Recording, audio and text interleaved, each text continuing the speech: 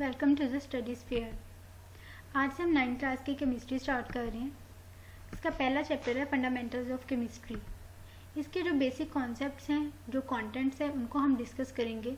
सबसे पहले आ जाते हैं ब्रांचेस ऑफ केमिस्ट्री, जो कि आज की हमारी वीडियो में हम डिस्कस करेंगे। देन हम बेसिक डेफिनेशंस, कुछ ऐसी टर्म्स को डिस्कस करेंगे जिनको हम फर्दर भी यूज़ कर रहे होंगे। केमिकल स्पीशीज़ के बारे में देखेंगे, एवोगैड्रोस नंबर एंड मोल। ये एक ऐसा कॉन्सेप्ट है जिसमें बच्चे अक्सर कंफ्यूज रहते हैं, इसको हम अच्छे तरीके से देखेंगे। देन केमिकल कैलकुलेशंस और न्यूमेरिकल्स, इनको भी देखेंगे। सबसे पहले हम देखते हैं इंट्रोडक्शन ऑफ केमिस्ट्री। केमिस्ट्री एक ऐसी ब्रांच है साइंस की जिसमें हम composition of matter, properties, structure and reactions of matter को डिस्कस करते हैं।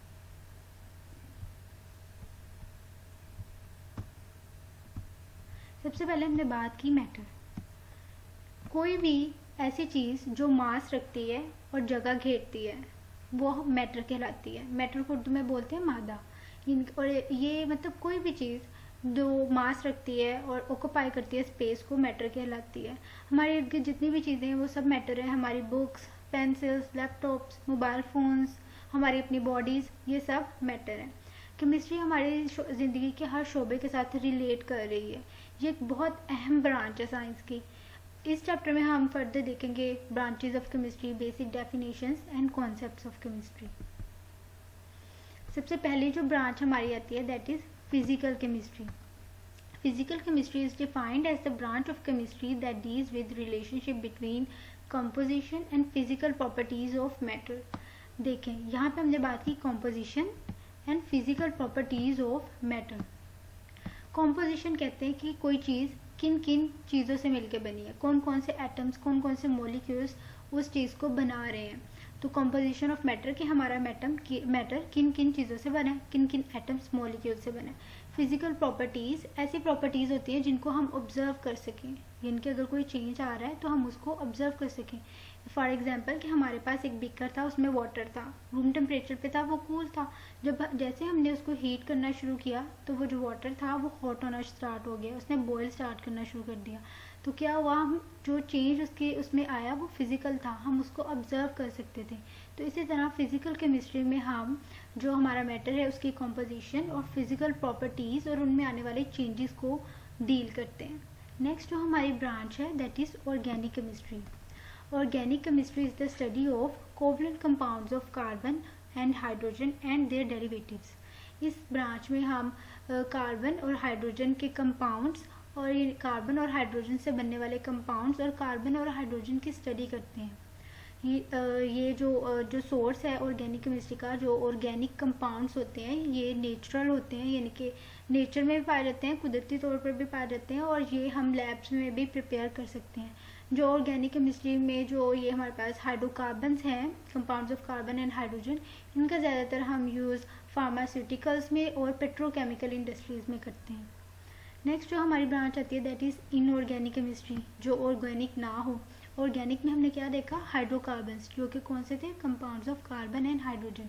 तो इनऑर्गेनिक केमिस्ट्री में हम कार्बन और हाइड्रोजन के अलावा और उनके डेरिवेटिव्स के अलावा जितने भी कंपाउंड्स आ जाते हैं उन सब को हम इनऑर्गेनिक केमिस्ट्री में डिस्कस करते हैं।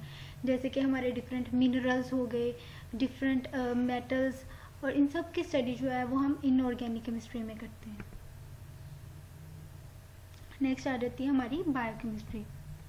Bio means life, chemistry chemical से रिलेट कर रहा है। तो इस ब्रांच ऑफ केमिस्ट्री में हम structure, composition and chemical reactions of substances found in living organism, कि लिविंग ऑर्गेनिजम्स में जो बायोकेमिकल रिएक्शंस हो रहे हैं उसकी स्टडी करते हैं हम बायोकेमिस्ट्री में।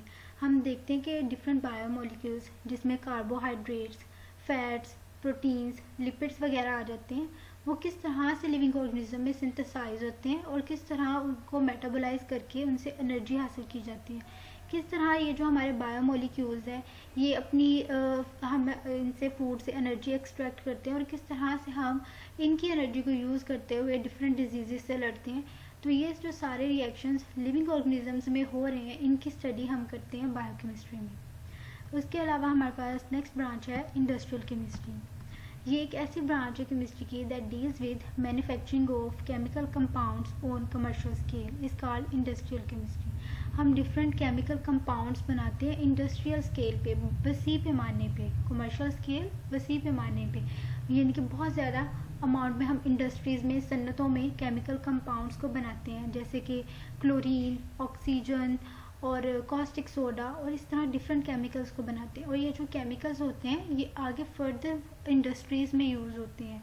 तो इंडस्ट्रियल केमिस्ट्री बेसिकली डील कर रही है ऐसे केमिकल्स के साथ, ऐसे प्रोडक्ट्स के साथ जिनको हम इंडस्ट्रियल लेवल पे बनाते हैं, जिसमें हमारी पेपर इंडस्ट्री आ जाती है, पल्प इंडस्ट्री आ जाती है, पेंट इंडस्ट्री, सीमेंट इंडस्ट्री, ये सारा इसमें आ जाता है। Next branch is nuclear chemistry. Nuclear drive है न्यूक्लियस से। न्यूक्लियर केमिस्ट्री में हम अगर सिंपल वर्ड्स में बोलें तो न्यूक्लियस की स्टडी करते हैं। ये एक ऐसी ब्रांच है जिसमें हम डील कर रहे होते हैं रेडियो एक्टिविटी और न्यूक्लियर प्रोसेसेस। न्यूक्लियर प्रोसेसेस में बेसिकली बात करें तो हमारे पास फिशन रिएक्शन और फ्यूजन रिएक्शन आ जाते हैं।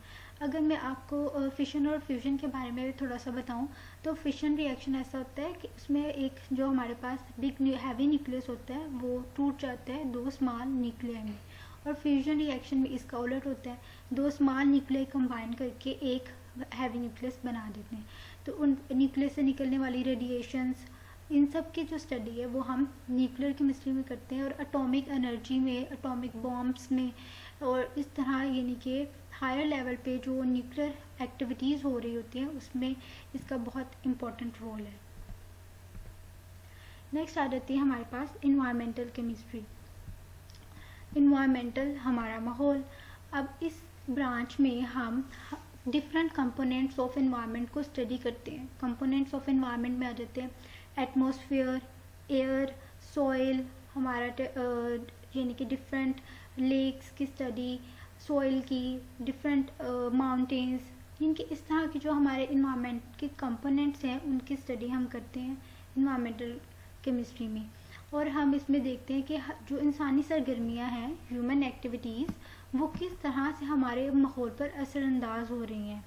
यानी कि जैसे कि फॉसल फ्यूल्स का बहुत ज़्यादा यूज़ हो रहा है जिसकी वजह से ग्रीन हाउस गैसेज की अमाउंट बढ़ रही है, उसकी वजह से हमारे अर्थ का टेम्परेचर दिन ब दिन बढ़ रहा है, जिसकी वजह से ग्लोबल वार्मिंग जैसे मसले क्रिएट हो रहे हैं।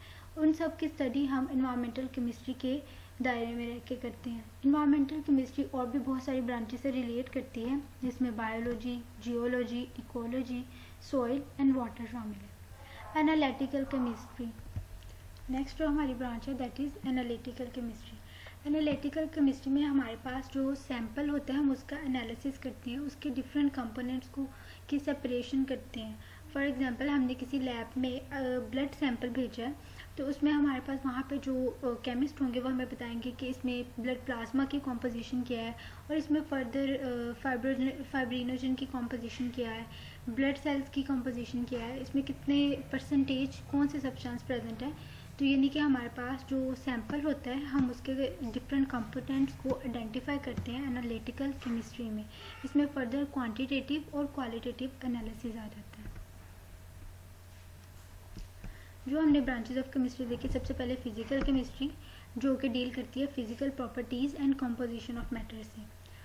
ऑर्गेनिक केमिस्ट्री जिसमें कंपाउंड्स ऑफ कार्बन और हाइड्रोजन को हम स्टडी करते हैं। इनऑर्गेनिक केमिस्ट्री जिसमें हम हाइड्रोकार्बन्स के अलावा कंपाउंड्स को स्टडी करते हैं। बायो केमिस्ट्री जिसमें हम बायोमोलिक्यूल्स को स्टडी करते हैं। इंडस्ट्रियल केमिस्ट्री जिसमें हम केमिकल्स को इंडस्ट्रियल लेवल पर प्रिपेयर करते हैं। न्यूक्लियर केमिस्ट्री बेसिकली न्यूक्लियस की स्टडी है, उसकी रेडियो एक्टिविटी की स्टडी हम न्यूक्लियर केमिस्ट्री में करते हैं। इन्वायरमेंटल केमिस्ट्री किस तरह से इंसानी सरगर्मियाँ हमारे माहौल पर असरअंदाज हो रही हैं, उनके सोल्यूशंस को सबको हम इन्वायरमेंटल केमिस्ट्री में देखते हैं।